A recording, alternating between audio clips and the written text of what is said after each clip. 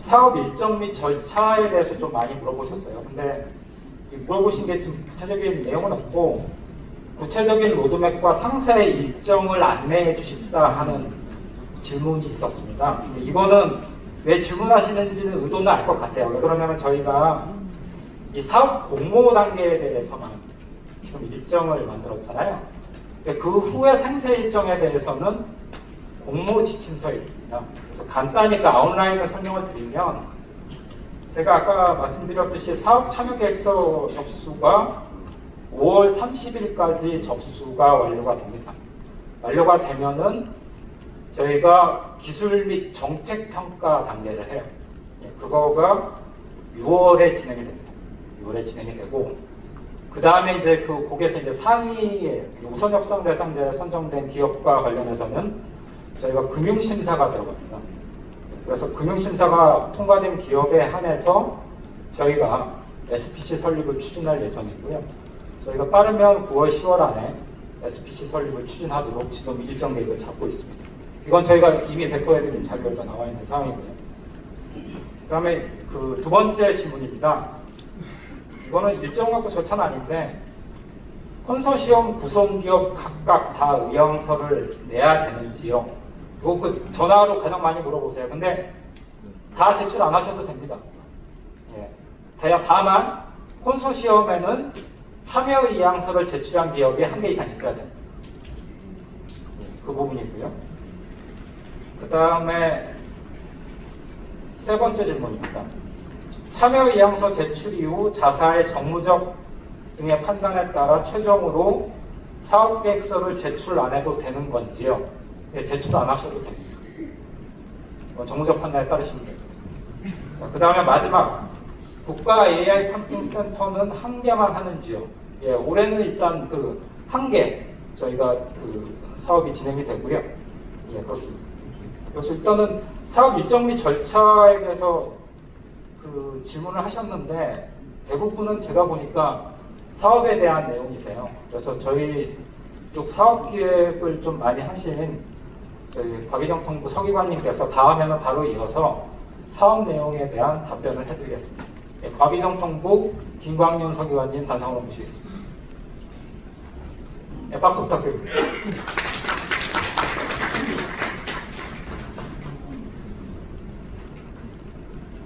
네, 박희정 통부 정보통신 산업정책과 김광년 서기관입니다. 잘 부탁드리겠습니다. 먼저 질문들을 다양하게 많이 해주셨는데 각각의 질문들에 대해서 좀 포괄적으로 제가 설명을 드리도록 하겠습니다. 먼저 그 세부 평가 요소나 어떤 평가 기준 그리고 뭐 가산점 등에 대해서 좀 질문을 많이 주셨는데 일단 기본적으로 저희가 세부 평가 요소에 대한 것들, 평가 기준에 대한 것들은 그 공모 지침서를 통해 제공해 드릴 예정입니다. 그렇기 때문에 관련된 사항에 대해서는 좀 참여 의향서를 많이 제출하여 주시면은 저희가 공모 지침서를 통해서 안내 드리도록 하겠습니다. 그리고 더불어서 저희 공모 지침 저희가 사업 참여 의향서를 받고자 하는데요. 이 사업 참여 의향서를 제출하시는 게 이 사업에 무조건 참여해야 한다라는 건 아니고요. 참여에 대한 관심 정도를 이제 표현해 주는 거라고 보시면 될 것 같습니다. 그렇기 때문에 사업 참여 의향서를 제출하시는 거에 대해서 어떠한 부족되는 것은 없으니 좀 자유롭게 좀 적극적으로 제출해 주시면 감사하겠습니다. 그리고 이제 구축되는 센터의 운영과 관련된 사항에 대해서 많이 질문들을 해주셨습니다. 특히나 이제 그 센터의 어떤 서비스 요금이라던가 또 그 서비스를 누구한테 제공할 수 있는지, 구축을 하고 직접 활용할 수 있는지 여부 등 여러 가지 그 사항에 대한 질문을 해주셨는데요. 기본적으로 서비스 요금이나 대상 같은 경우에는 이제 사업 참여에 대한 참여 계획서를 작성하실 때 자유롭게 구성해 주시면 됩니다.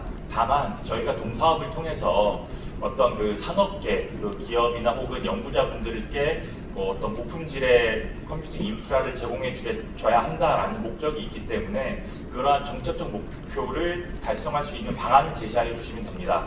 그래서 그 어느 정도 수준으로 그 산업계나 연구계를 제공해 줄지 지원해 줄지를 제안해 주시는 거에 따라서 저희가 사업 평가 시에 그러한 것들을 반영할 계획입니다. 그리고 정부 인센티브 관련돼서도 좀 질문을 주셨는데요. 현재 저희가 어떤 출자나 대출 외에 추가적인 정부 인센티브가 있는지에 대한 질문을 해주셨는데, 기본적으로 국가 AI 컴퓨팅 센터가 구축이 되면 국내에서 그래도 굉장히 대규모의 컴퓨팅 인프라를 제공할 수 있게 되기 때문에 정부에서는 그 대규모 이제 공급에 대응하여 이제 대규모 수요를 창출하는 방향으로 인센티브를 마련하는 것을 검토를 하고 있습니다. 그리고 그 동사업 같은 경우는 이 동사업 공모의 목적은 저희가 그 SPC를 설립할 때 공공 참여자와 민간 참여자로 구성이 되는데, 그 SPC에 참여할 민간 참여자를 이제 선정하는 게 됩니다. 한 개의 민간 참여자, 기업 혹은 컨소시엄을 선정하게 될 거고요. 이를테면 이제 SPC에 들어오는 다수의 기업들을 각각 선정해서 한 번에 모은다는 개념이 아니라, 이제 컨소시엄 형태로 한 번에 들어오시게 되면은 해당 이제 컨소시엄이 민간 참여자로서 그 SPC 설립에 참여를 하게 됩니다. 그리고 그 외에 세부적인 그 국가 AI 컴퓨팅 센터 구축과 관련된 어떤 기술 도입이나 뭐 이런 것들에 대해서 말씀해 주셨는데, 그런 사항들은 좀 자유롭게 신기술이나 이런 것들을 좀 적용을 해주시면 되고요. 그리고 그 동센터에 AI 관련 기술이나 이런 것들이 적용될 수 있는지, 적용될 예정인지 여부에 대한 질문도 주셨습니다. 기본적으로 저희 동센터에는 그 정부가 저희가 그 AI 반도체 관련 R&D들을 많이 하고 있고요. 그리고 올해부터는 K-클라우드 기술개발 사업을 착수하게 되는데, 그런 사업의 성과물들이 적용될 예정입니다. 마찬가지로 제가 말씀드린 모든 사항들은 기본적으로 공모 지침서를 통해서 저희가 안내해드릴 계획이고요. 그 추가적으로 이제 질문이 해소되지 않거나 한 것들은 저희가 추후에 그 질의응답 절차를 가져갈 것이기 때문에 참여 의향서를 제출해 주시고 이제 공모지침서를 보신 후에 추가적인 질문 해주시면은 그 부분에 대해서 상세히 설명드리도록 하겠습니다. 이상으로 질문 설명 마치겠습니다. 감사합니다. 저한테 질의온 것도 그렇고 사실 그 사업 공모지침서에 대한 내용을 질문해 주신 분들이 많아요. 그래서 이제 소장님 말씀하신 것 같이 저희 이제 사업 참여 의향서 접수를 통해서 질의응답 프로세스가 있으니 그때 좀 세부적인 내용에 대해서 공모지침서를 확인하시고 질의응답에 응해 주시는 것도 좋을 것 같습니다. 그러면 다음에는 바로 이어서 금융 분야에 대한 답변이 이어지겠는데요. 금융 분야는 바로 산업은행에서 이어서 도와주시도록 하겠습니다. 강준영 부장님 현상으로 모시겠습니다.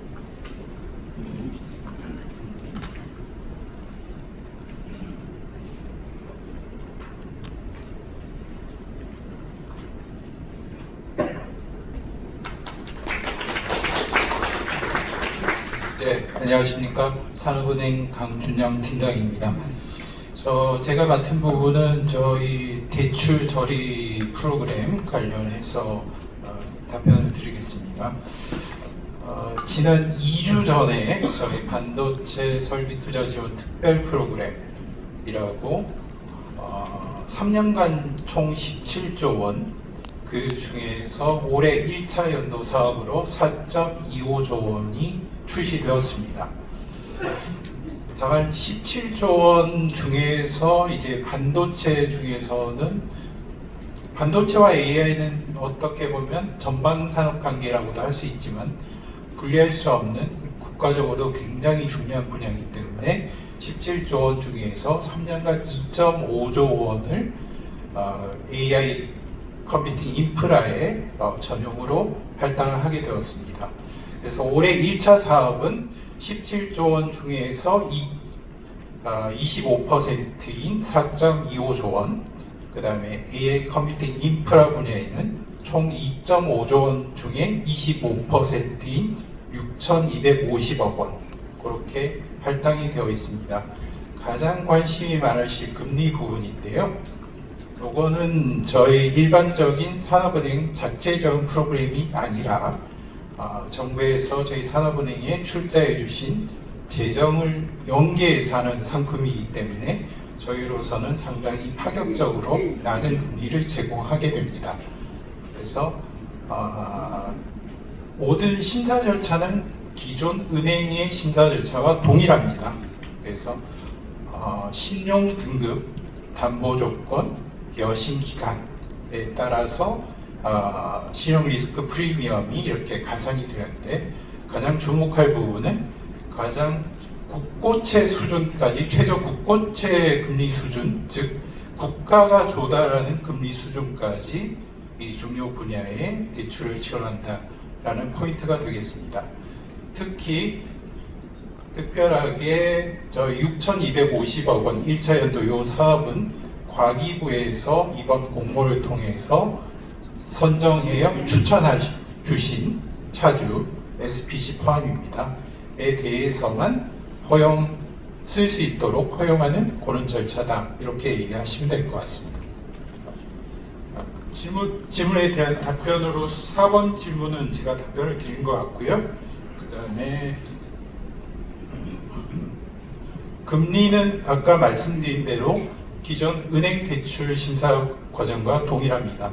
여신 상담을 하고 신용평가를 하고 담보 조건을 넣어서 금리가 책정되고 캐시플로우에 따라서 여신 기간이라든지 이런 부분이 심사 과정에서 결정되게 됩니다. 다만 여신 기간은 장기적인 사업을 지원하기 위해 최대 15년까지 가능하도록 허용되어 있습니다.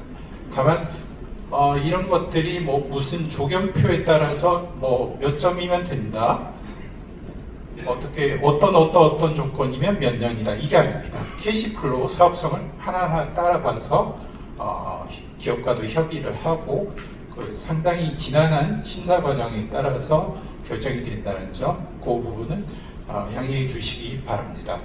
그리고 특별히 좀 부탁드릴 말씀은, 과기부에서 추천한 사업자가 저희 산업은행 대출이 반자동으로 트리거에 의해서 대출이 결정되는 그런 구조는 아닙니다.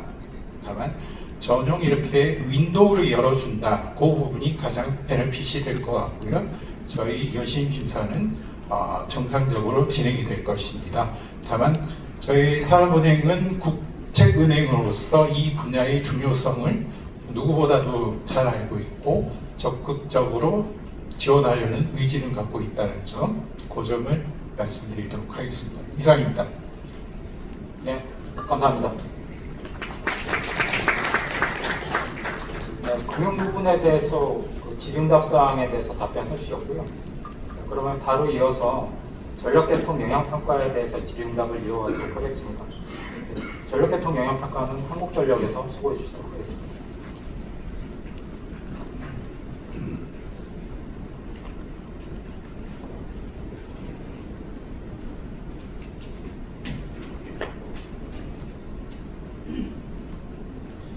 네, 이어서 전력계통 영향평가 부분에 대한 질의에 대해서 제가 답변을 드리도록 하겠습니다. 보시면 개통 제한 지역 특별 혜택 가능 여부라고 질의가 되어 있는데요. 개통 제한 지역이 어딘지가 이게 정의가 안 되어 있는 건데, 여기에 대해서 특별 혜택 가능 여부를 좀 물어보셨어요. 그래서 요거에 대해서 그냥 답변은 제가 개통적으로 전력 공급이 가능한 지역은 우리 한전에서 기술적 검토했을 때 공급 가능으로 나가고, 그게 불리한 지역은 이제 불가로 나간다. 그 정도 차이지 어느 지역은 혜택을 더 줘, 그런 거는 없습니다. 그리고 수도권에 신규 전력을 수전하는 것은 불가한가요? 라고 질문을 해주셨는데요. 무조건 수도권은 안 되고 비수도권은 되고 그렇진 않습니다. 이거는 신청하신 그 지역에 따라서 저희 한전이 기술 검토한 결과에 따라서 이게 정해지는데, 다만 좀 말씀드릴 수 있는 건 아무래도 수도권보다는, 그러니까 대규모 수요가 현재 밀집되어 있고 발전력이 별로 없는 수도권보다는 아무래도 비수도권이 좀 더 유리한 것은 사실입니다. 그리고 수도권은 안 되는 지역, 안 된다고 딱 잘라서 말씀드리는 것이 아니라 기술 검토가 필요한 겁니다. 그리고 수도권이라 하면 서울, 경기, 인천을 뜻하는지라는 질문이 있는데, 이거는 사실 저희가 수도권은 안 되고 이렇게 나누는 게 아니기 때문에, 그리고 이게 서울, 경기, 인천 이거는 제가 봤을 때는 아마 오늘 그 자료에 보시면 앞부분에 이걸 뭐 공모할 수 있는 지역이 뭐 비수도권이다 이렇게 표현된 것 때문에 아마 질문을 하신 것 같아요. 그런데 저도 그 자료를 보니까 그 밑에 이 수도권은 뭐 어떤 법에서 정의한 그 지역을 수도권이라고 한다라고 써 있더라고요. 그래서 그거를 좀 참고를 하시면 될 것 같습니다. 그리고 절차 및 방법 안내가 필요합니다라고 되어 있는데요. 일단 오늘 나눠드린 그 자료를 참고를 하시고, 그리고 추가적으로는 저희가 그 나눠드린 자료 중에 중간 부분에 보면 그 산업부 공고 나와 있는 부분이 있죠. 그래서 거기를 산업부 홈페이지를 통해서 해당 공고를 확인을 하시면 더 상세한 절차와 방법 안내가 있을 겁니다. 비수도권의 경우 전력계통 영향평가의 특별법의 대상 지원 여부에 대한 가산점이 가능한가요? 라고 질문을 해주셨습니다. 전력계통 영향평가의 비기술 평가 부분의 평가 항목 중에 보시면 특별법에 의한 그 지원 대상 사업에 대해서 가점을 받을 수 있게 되어 있습니다. 뭐 이것은 그 비수도권을 신청했다고 해서 가산점을 준다는 의미가 아니라 어떤 특별법에 의해서 뭐 국가적으로 뭐 지원을 하고 육성을 하는 그런 사업으로 선정된 그 사업에 대해서 가산점을 받을 수 있다라는 의미가 되겠습니다. 그리고 발전 용량 확보 정책 및 PUE가 가점 대상인지 궁금하다라고 질문을 해주셨습니다. 저희 평가 항목 중에요, 그 기술적 평가 부분을 보시면 전력 공급 영향 최소화 방안이라고 하는 항목이 있고, 해당 항목은 15점이 배정되어 있습니다. 자가 발전기가 10점이고요. 에너지 효율화 계획이 5점입니다. 그래서 자가 발전기를 확보하겠다라는 계획을 세우시고 나중에 실행에 옮기신다라고 하면 10점을 받으실 수가 있고요. 그리고 ESS를 설치한다든지 또는 에너지 효율화 시스템인 XEMS 이런 시스템을 도입하겠다라는 계획을 제출하시면 여기에 대해서는 5점이 주어집니다.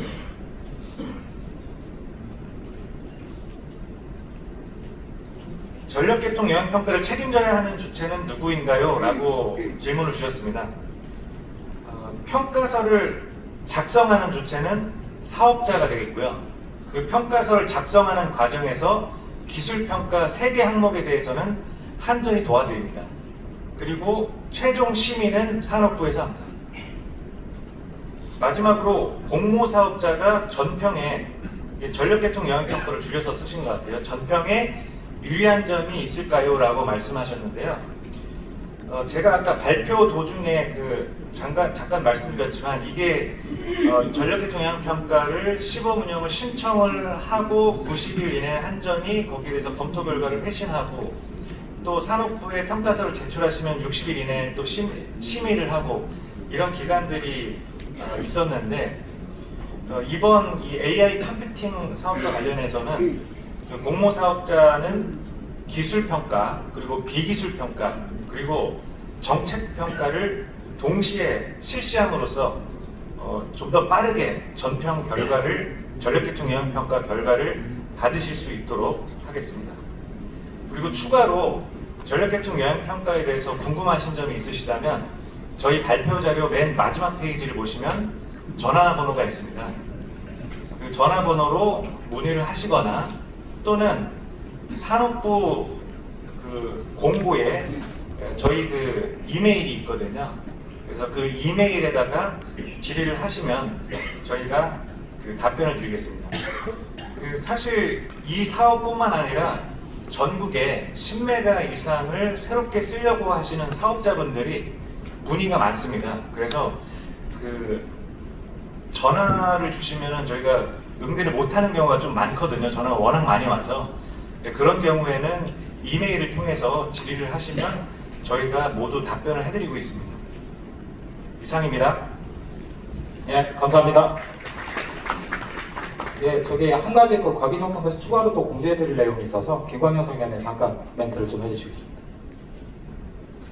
예, 그 좀 전에 이제 전력계통 영향평가에 대해서 잘 설명해 주셨는데요. 조금 이제 오해 여지가 있는 것 같아서 좀 말씀드리면은 이제 전력계통 영향평가 자체에 대한 제도를 설명해 주신 거고 저희 사업은 기본적으로 비수도권만 지원이 가능합니다. 네, 그거는 저희 사업은 딱 정해져 있고요. 다만 이제 사업을 추진할 때 이 전력계통 영향평가가 통과되어야 하는 측면이 있고 그 전력계통 영향평가에 대한 처리를 이제 한국전력에서 신속하게 좀 빠르게 지원해 주겠다라는 그런 의미로 받아들여주시면 좋을 것 같습니다.